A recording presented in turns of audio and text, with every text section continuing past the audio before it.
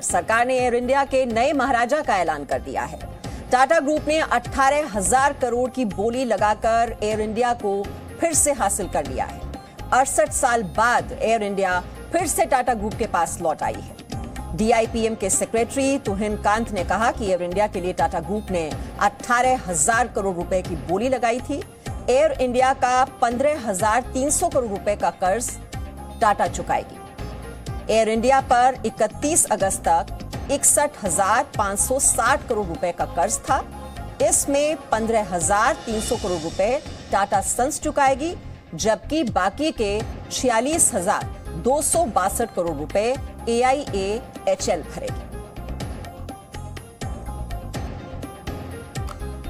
So the Tata Sons Private Limited, their SPV, Talis Private Limited, is the winning bidder at 18,000 crore. The second bidder was consortium led by Shri Ajay Singh.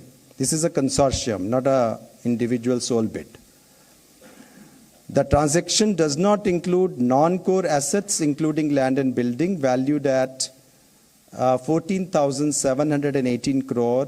These are not being part of the transaction. These are being transferred to Government of India's AIAHL. It includes Nariman Point, Air India headquarters here, some other buildings. There are subsidiaries where Air India has investments. These will be hived off. So Talis Private Limited, which is basically Tata Sons SPV, has emerged as a successful bidder for the sale of equity shareholding of GOI in Air India, in AIXL, which is a subsidiary of Air India as a part of this transaction, and 50% of Air India in AISATS, which is another joint venture of Air India, along with management control. और जानकारी हम ले लेते हैं। हमारे साथ हमारे दो सहयोगी हैं, ब्रह्म प्रकाश दुबे हमारे साथ हैं और दानिश भी हमारे साथ जुड़े हुए हैं। सबसे पहले ब्रह्म, आपके पास आते हुए दो बिडर्स थे, टाटा ग्रुप और स्पाइस जेट, और 68 साल के बाद एक बार फिर से टाटा को मिल रही है एयर इंडिया, और ये सरकारी एयरलाइंस जो कि अब प्राइवेट हो जाएगी। बिल्कुल मीमांसा, देखिए जिस टाटा कंपनी ने शुरू किया था इस एयरलाइंस को, अब समय का चक्र ऐसा घुमा है कि फिर से एयरलाइंस टाटा के पास ही आ गई है।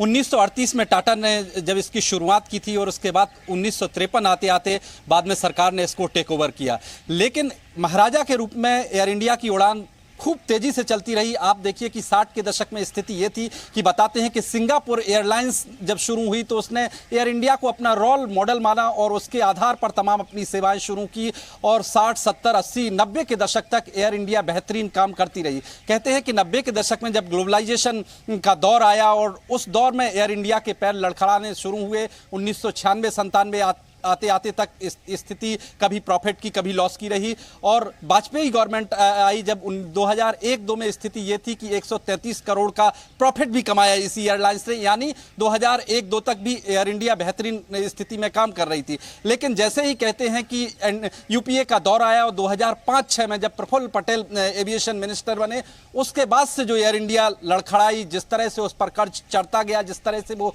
घाटे में चलती गई, तो जो 2002 और 3 में एयर इंडिया ने 133 करोड़ कमाए थे और उस साल 2005-6 में एयर इंडिया घाटे में चली गई, उसके बाद घाटा बढ़ता गया और आज हालत यह है कि 60,000 करोड़ से ज्यादा उस पर कर्जा हो गया था। लिहाजा सरकार भी चाहती थी, लंबे वक्त से सरकार तलाश कर रही थी कि कोई ऐसा प्लेयर मिले जो एयर इंडिया को खरीद सके, क्योंकि कर्ज जो उस पर कर्ज था वो लगातार बढ़ता जा रहा था। सरकार चिंतित थी, लगातार पहले भी कोशिशें हुई, लेकिन कोई कंपनी नहीं मिल रही थी। इस बार जो बिड आई, 2 कंपनियां आई और इसमें से एक एयर इंडिया को टाटा इसको जीतने में कामयाब रही। टाटा की जो बिड थी, जो मंत्रियों का समूह था जो इसके लिए बनाया गया था, उसने टाटा का सिलेक्शन किया उसकी बिडिंग के आधार पर, और फाइनली टाटा की ही एयर इंडिया हो गई है। जैसा आपने बताया ब्रह्म की भारी कर्ज में डूबी हुई थी कंपनी, और दानिश ऐसे में और कोई विकल्प नहीं था इसको बेचने के अलावा सरकार के पास, और ये संसद में भी इसको लेकर जानकारी दी गई थी, पहले भी कोशिशें की गई इसे बेचने की, लेकिन वो नाकाम साबित हुई।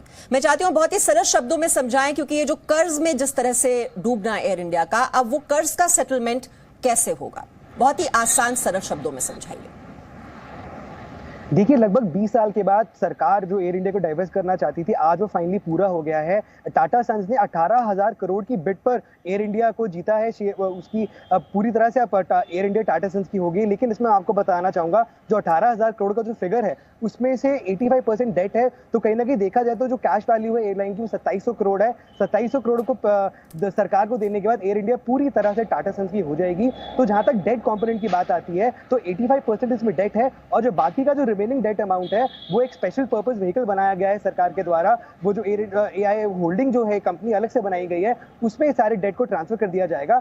लेकिन पहले ये उम्मीद ये लगाई जा रही थी कि जब एयर इंडिया की बिड रिसीव करी गई थी और जब फाइनली एयर इंडिया को किसी कंपनी को सौंपा जाएगा, तो जितने भी नॉन कोर एसेट्स है वो भी उनको मिलेंगे। लेकिन डीपीएम के सेक्रेटरी ने आज बिल्कुल क्लियर कर दिया है कि जो नॉन कोर एसेट्स है उसका ट्रांसफर टाटा को नहीं किया जाएगा, बल्कि जो सरकार की होल्डिंग है, जो एक एसपीवी स्पेशली एयर इंडिया के लिए बनाया गया है, उन पर ट्रांसफर कर दी जाएगी। तो जो पूरी प्रतिक्रिया है वो दानिश, बहुत ही संक्षेप में, वक्त कम है, लेकिन एम्प्लॉइज का क्या होगा जो अभी काम कर रहे हैं एयर इंडिया में? देखिए, डीपीएम सेक्रेटरी ने प्रेस कॉन्फ्रेंस में साफ कर दिया है कि जो निर्णय लिया गया है वो सारे कर्मचारियों के हित में लेकर लिया गया है, और आने वाले समय में थोड़ी और क्लैरिफिकेशन सरकार की तरफ से आएगी। उनकी तरफ से बाकी और टर्म्स एंड कंडीशन थोड़े दिनों में क्लियर होंगी कि जो एग्जिस्टिंग एम्प्लॉइज हैं उनका क्या किया जाएगा, जो रिटायरमेंट एज के आसपास है क्या उनको वीआरएस दिया जाएगा, और जो जितने भी यंगस्टर्स हैं पूरे ही ग्रुप में, उनको आगे कैसे प्रमोट किया जाएगा। तो कुछ दिनों में ये पिक्चर क्लियर होगी कि किस हिसाब से जो एग्जिस्टिंग एम्प्लॉइज हैं उनका नए ओनर्स के अंडर उनका क्या काम रहेगा। लेकिन ऑल इन ऑल खबर यही है कि टाटा ग्रुप ने 18,000 करोड़ का बिड करा है। और चलिए, फाइनली डील जो है फाइनलाइज हो गई काफी इंतजार के बाद, और क्या जानकारी इसको लेकर दी गई सरकार की ओर से, वो हम आपको सुनवाते हैं। So the Tata Sons Private Limited, their SPV, Thales Private Limited, is the winning bidder at 18,000 crore. The second bidder was consortium led by Shri Ajay Singh. This is a consortium, not a individual sole bid. The transaction does not include non-core assets, including land and building, valued at 14,718 crore. These are not being part of the transaction. These are being transferred to Government of India's AIAHL. It includes Nariman Point, Air India headquarters here, some other buildings. There are subsidiaries where Air India has investments. These will be hived off.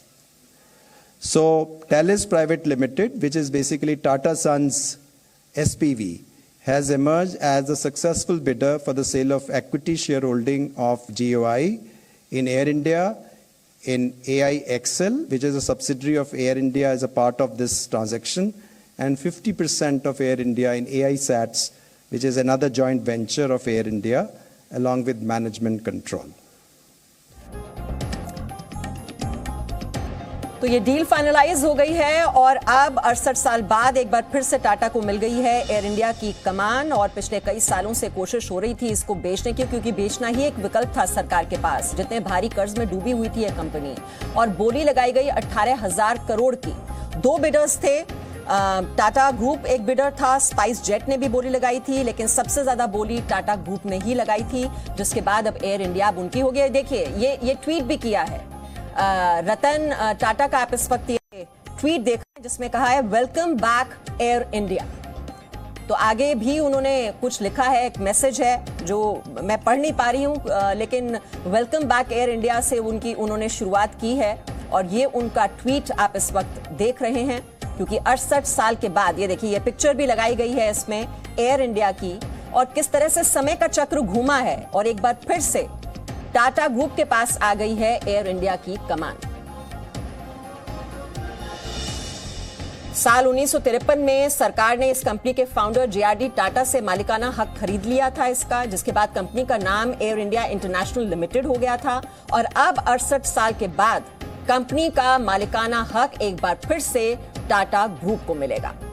तो दिसंबर तक का यह वक्त लगेगा ये मालिकाना हक मिलने में, और जो टर्म्स एंड कंडीशंस, जैसे कि हमारे संवाददाता भी बता रहे थे, अब क्या टर्म्स एंड कंडीशंस होंगी, जो एम्प्लॉइज वहां पर काम कर रहे हैं वो कब तक उनको रिटेन करके रखना पड़ेगा, ये सारी जानकारी जो है ये धीरे धीरे सामने आएगी। और जो 100% स्टेक जो सेल किया गया है उसके लिए सरकार को भी पैसा टाटा ग्रुप की ओर से दिया गया है। ये सारी जो डिटेल्स हैं धीरे धीरे पब्लिक डोमेन में आ जाएंगी। Presenting B News app available on Google Play and App Store. Download it now.